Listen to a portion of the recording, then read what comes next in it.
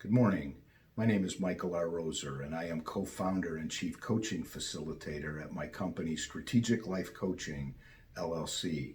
Please visit us at our website for this video and others at abundantlifeslc.com.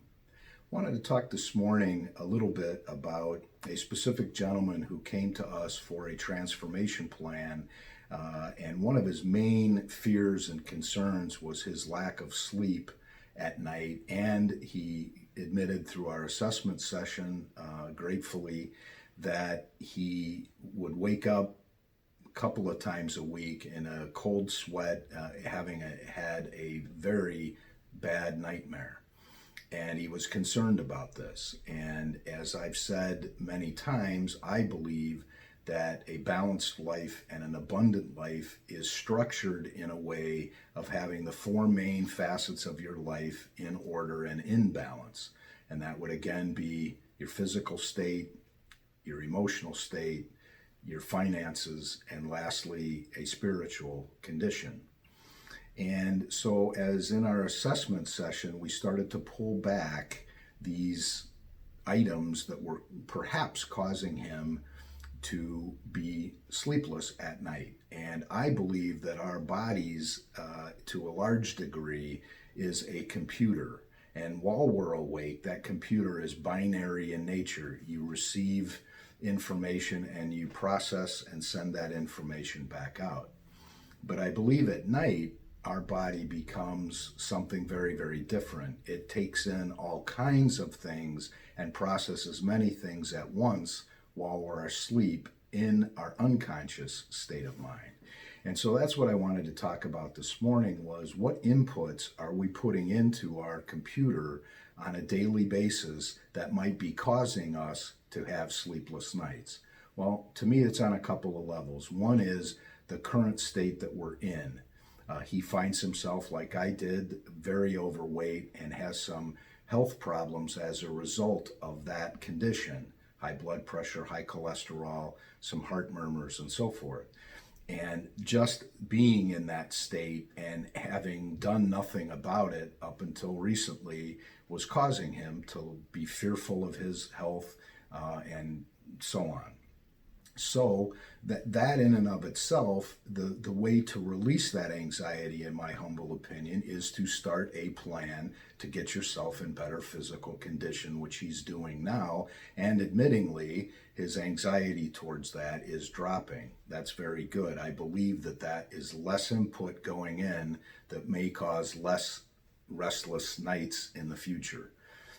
However, there are other things that come up simply because of the fact that he was not getting a lot of sleep. For me, it used to be on Sunday nights. Sunday nights, I was stuffing my computer with all of the things that I needed to do for the coming week, and it caused me very restless nights on Sunday night, which then, of course, as he was experiencing, on Monday morning, I'm dragging, I'm irritable, I'm discontented, I'm tired, I feel tired, and I have to deal with that, which we talked about in another video with coffee and sugar and other things that then don't help the physical side of it because I'm not eating properly and so forth. So what can we do on a daily basis in order to try to control those inputs that are going into our computer? Well, it can simply be not, watching the violence, not stressing over the COVID virus, not watching, assault movies and so on, which I watch my kids a lot, and the games that they play on their computers.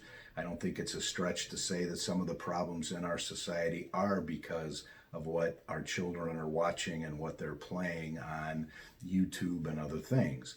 Setting that off to the side, focusing on this as adults, we sometimes can unconsciously do the same things.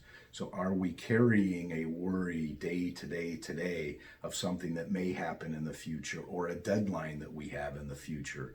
And instead of rolling up our sleeves and getting to that and making progress on it on a daily basis, by procrastinating it and hoping that it will solve itself later, usually never works. And so that increases our anxiety, therefore increasing our lack of sleep.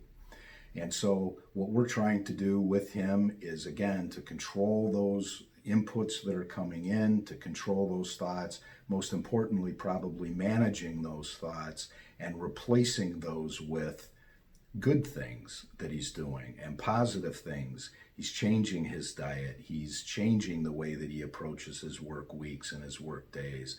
He is doing something about his physical state of affairs. And all of that, hopefully, over time, again, doing the right thing each day will allow him to sleep better at night.